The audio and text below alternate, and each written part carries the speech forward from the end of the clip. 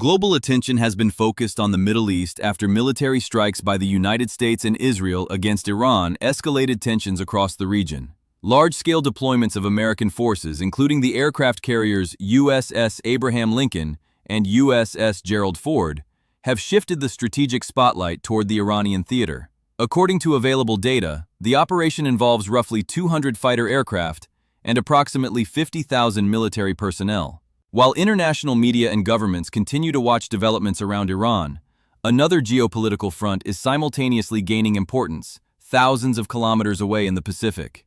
Chinese leadership appears to be closely monitoring the redistribution of American military assets. As Washington concentrates significant naval and air power in the Middle East, analysts say Beijing may be interpreting the situation as a moment of reduced U.S. military focus in the Indo-Pacific region. In this context, China has recently sharpened its rhetoric and policy signals regarding Taiwan, the self-governed island that Beijing considers part of its territory. The clearest political signal came on March 5, 2026, during the presentation of the annual government work report by Chinese Premier Li Qiang. In the report, Beijing reiterated that it would conduct a determined struggle against what it calls separatist forces in Taiwan. The statement was delivered through official channels and framed as a central element of China's national policy. Observers note that the tone of the message suggested a more direct and public articulation of Beijing's position compared with previous years, when similar warnings were often communicated with more restrained diplomatic language. Chinese officials have long emphasized that Taiwan is an internal matter for Beijing. However, the timing of the renewed emphasis has drawn attention because it coincides with heightened U.S. military engagement in the Middle East. Analysts say the Chinese government may be calculating that Washington's strategic attention is currently divided between multiple global theaters. At the same time, developments on the ground around Taiwan indicate that the political messaging is being accompanied by increased military activity. Taiwan's defense authorities report that Chinese aircraft have repeatedly entered the island's air defense identification zone. Fighter jets, such as the J-10 and J-16, have been involved in these missions, with reported incursions reaching between 20 and 30 per day during recent periods. Naval activity has also intensified. Ships belonging to the People's Liberation Army Navy, including amphibious vessels and submarines, have been observed operating in and around the Taiwan Strait. Chinese Coast Guard units are also active in nearby waters. These maneuvers are widely described by analysts as part of so-called gray zone tactics. Such tactics are designed to increase pressure on an opponent without triggering a direct, large-scale military confrontation. The pattern of repeated air and maritime operations creates constant operational pressure on Taiwan's defense forces.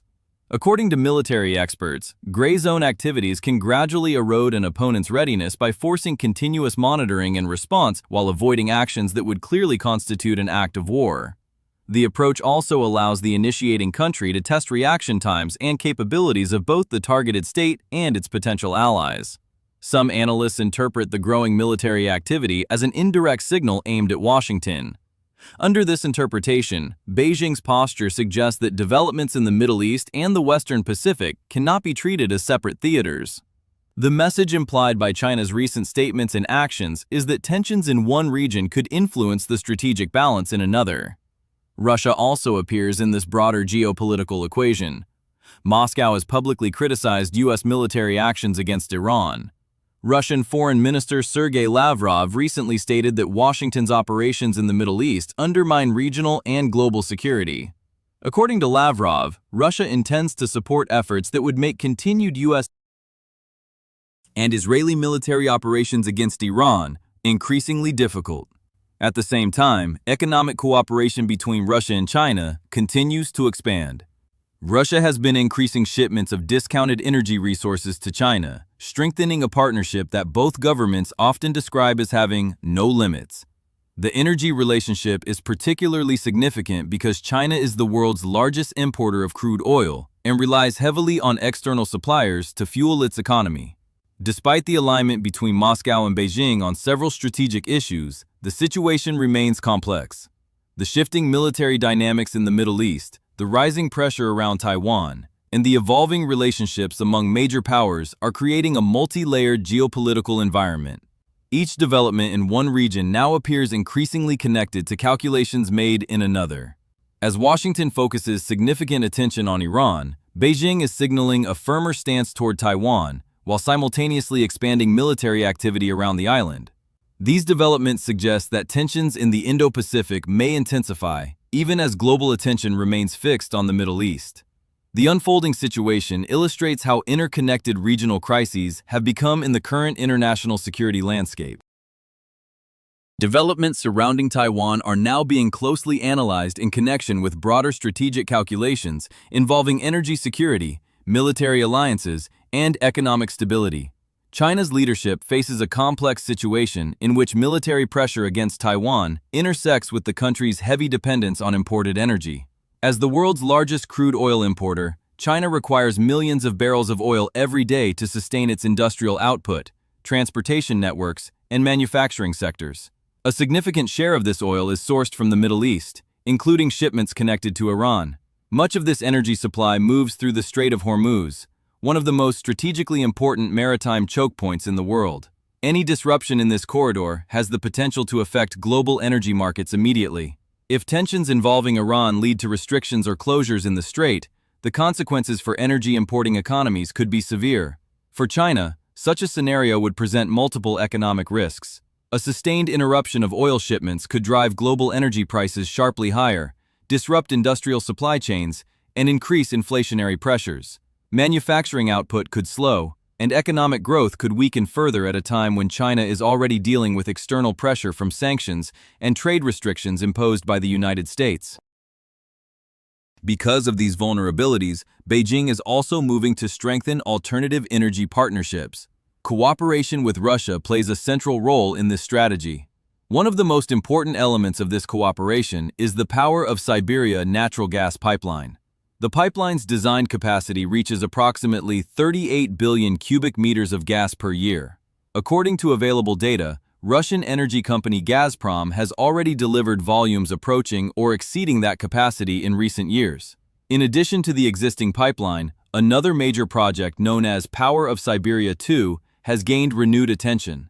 The planned route would carry gas from Russia's Yamal Peninsula through Mongolia and into northern China. Chinese officials have signaled that completing this project is a priority, particularly as Beijing seeks to diversify its energy supply routes and reduce reliance on vulnerable maritime transport lanes. Russia and China have discussed long-term cooperation agreements extending for several decades. Such agreements provide short-term stability for China's energy needs, but also raise questions about future dependency. Analysts note that while these arrangements may help offset risks linked to Middle Eastern supply routes, they also deepen China's reliance on Russian energy infrastructure. While energy diplomacy continues, military coordination between the two countries is also visible. China and Russia have conducted joint naval exercises in the Pacific region and expanded cooperation between their respective fleets.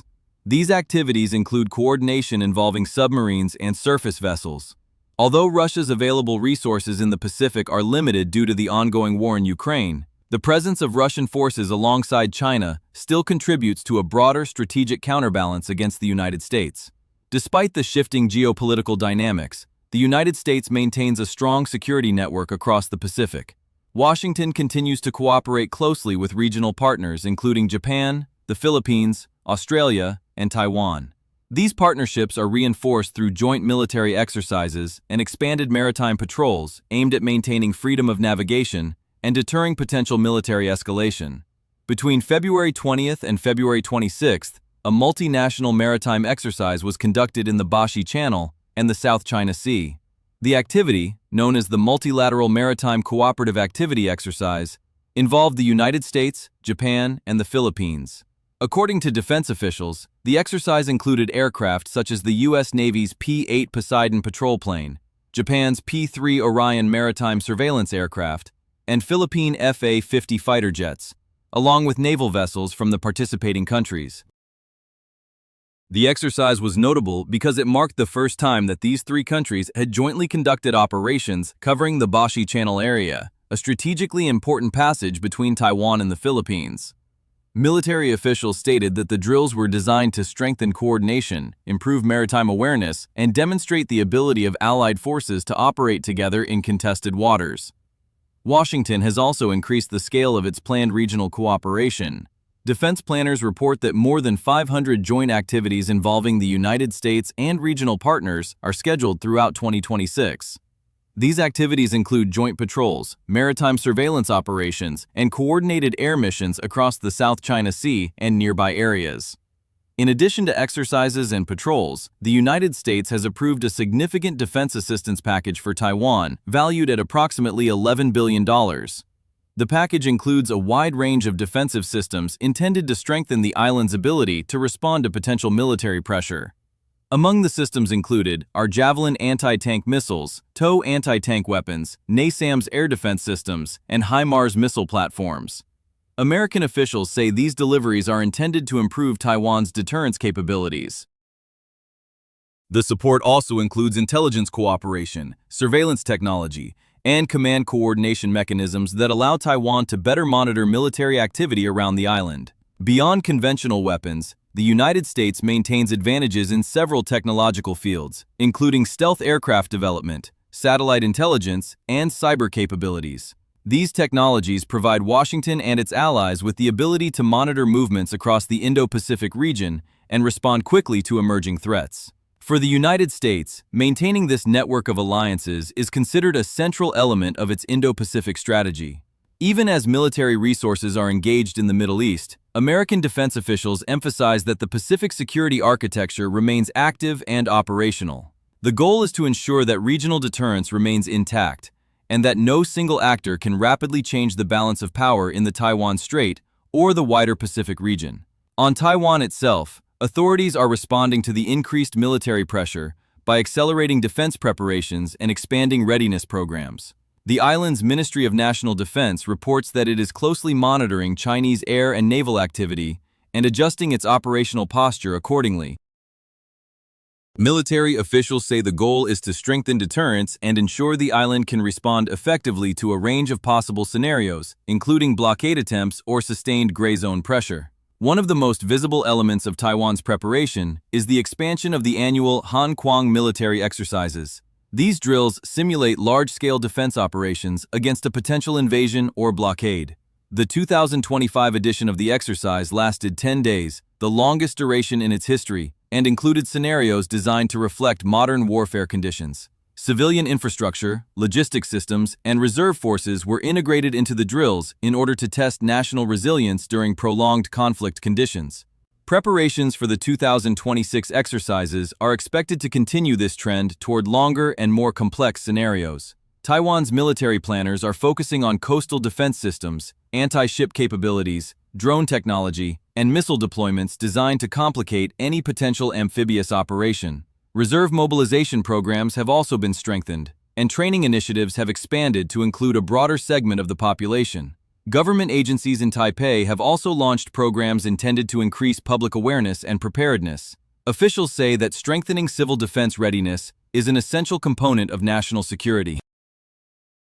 Educational campaigns, volunteer training, and reserve participation programs are aimed at improving the ability of local communities to function during periods of crisis.